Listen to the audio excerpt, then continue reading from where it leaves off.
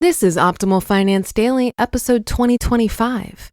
How we saved over $2,000 on these simple DIY home tasks. Part 1 by Lisa Harrison of MadMoneyMonster.com. And I'm your host and personal finance enthusiast, Diana Merriam. I have a bit of a longer post.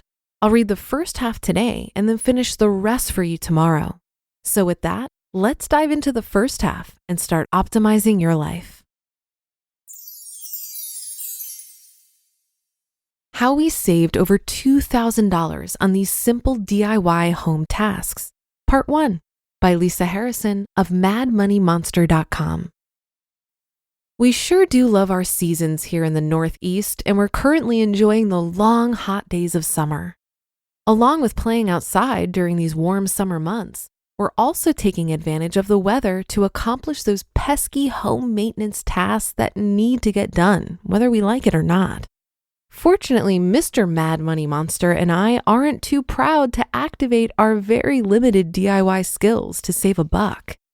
Like most people out there, we have a few household tasks on our summer to-do list that we decided to tackle ourselves in an effort to save some cash. After many hurdles and questioning our sanity, I can truly say, mission accomplished. Here's what we did and how much we saved. Power washing our house. I'm just going to start out by saying that power washing one's house is an extremely easy and satisfying chore. In fact, it's so easy and satisfying that it almost doesn't qualify as a chore. We started power washing our own house a few years back when we noticed the siding on the one side of our house was starting to look dirty and discolored.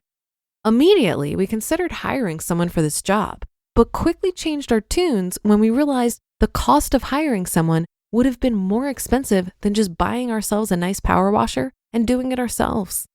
And since this is an ongoing thing, we decided to opt for the latter. Well, this summer we noticed the same dirt and discoloration on the same side of the house and decided to break out our power washer and ladder and get the job done. Within an hour, we were sitting back and admiring the fruits of our labor. The side of the house was sparkling clean, and it cost us nothing other than the original investment for the power washer, under $200, and the amount of water we used. We opted for the electric version over a gas-powered machine because it was less expensive, easier to maintain, and we simply didn't need the extra power for our vinyl siding and small concrete patio. Restaining our massive fence. I bought our current home back when I was a single parent in 2010 and installed a fence shortly thereafter. Since it was a cedar fence, I had to wait a year for the wood to dry out enough to stain it. Needless to say, that year flew by, and before I knew it, I was staring down a massive fence that needed a massive stain. Being alone and being a single parent made me feel like I couldn't handle the job on my own because, let me tell you, the fence was and still is massive. Due to that situation, I inquired with a local painting company for an estimate. Whoa, that estimate was way more than I bargained for and way more than I could comfortably afford as a single mom. The company wanted to charge me $2,200 for one coat of stain. I'm sure you're not shocked to hear that I had to consider a more cost-effective approach. Enter me. That cost-effective approach turned out to be me doing it myself for the cost of materials alone.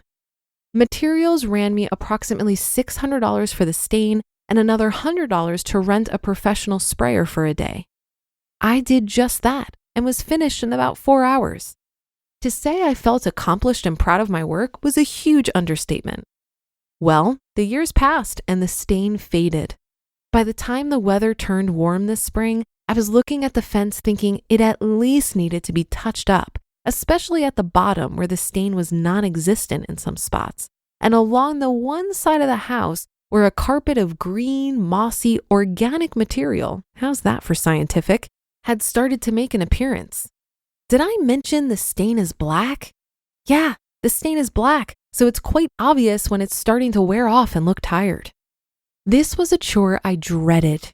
Even though it's really only a day's worth of work, including the acquisition of both stain and sprayer, it's still a commitment and one I'd rather delay as long as possible. Alas, I could delay no longer. I scheduled some time off of work to prep the fence, which entailed power washing where needed and staining it in its entirety. Although I thought I would get away with just staining the bad section, that turned out not looking so hot. So I went ahead and committed to doing the whole shebang. Now, I figured since I did it before and I knew what I was doing, it would be easy peasy. I was wrong. Mr. Mad Money Monster and I picked up the sprayer around 9 a.m. in order to beat the summer heat and finish by early afternoon. But by the time we waited in line at the rental store, completed the on-site tutorial, loaded it into our car, and got it home, it was already after 10 a.m. No worries though. I knew what I was doing until I didn't. Before leaving with the sprayer, I emphasized how thick our stain was and that we needed a nozzle that would be able to accommodate without clogging. Well, guess what? We fiddled with the thing for another hour and the nozzle wasn't working. It was clogging immediately and not allowing my stain to spray through. It was 11 a.m. when we decided to call a technician from the rental store to come to our home and show us what we were doing wrong. Turns out, thankfully, we weren't doing anything wrong and that the stain was just that thick. The technician was at a loss, but fortunately had a box of tools with him and was able to rig it up and get it working. He stayed until I did the first 8-foot-long panel and said, "You got it, just don't stop." He was right. If I stopped, it was going to clog up again, and I didn't think we'd be able to get it working again without calling him back out. So for the next 3.5 hours, I stained that fence.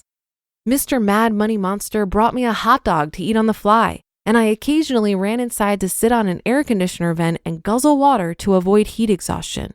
But hey, I got it done.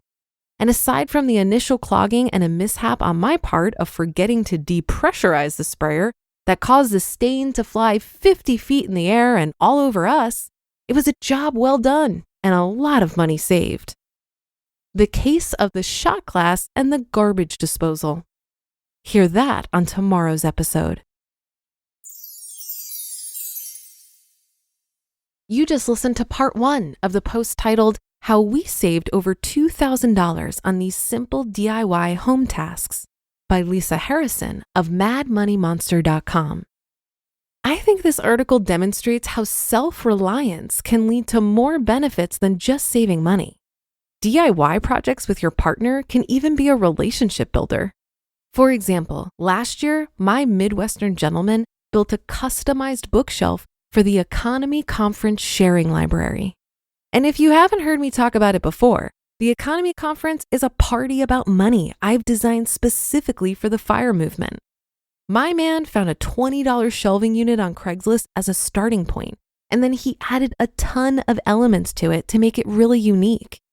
He spent hours reinforcing it, adding a back and sides, welding together a wheeled base, painting it, and he even applied a special vinyl wrap with my logo. And the best part is, he had fun with it. I loved how he would light up when talking about a solution he found for a challenging design element. And it's fun for me to be super impressed with him and appreciate how creative and skilled he is at building things. We're the same way when it comes to gift giving. For the most part, we try not to buy each other gifts and we make them instead.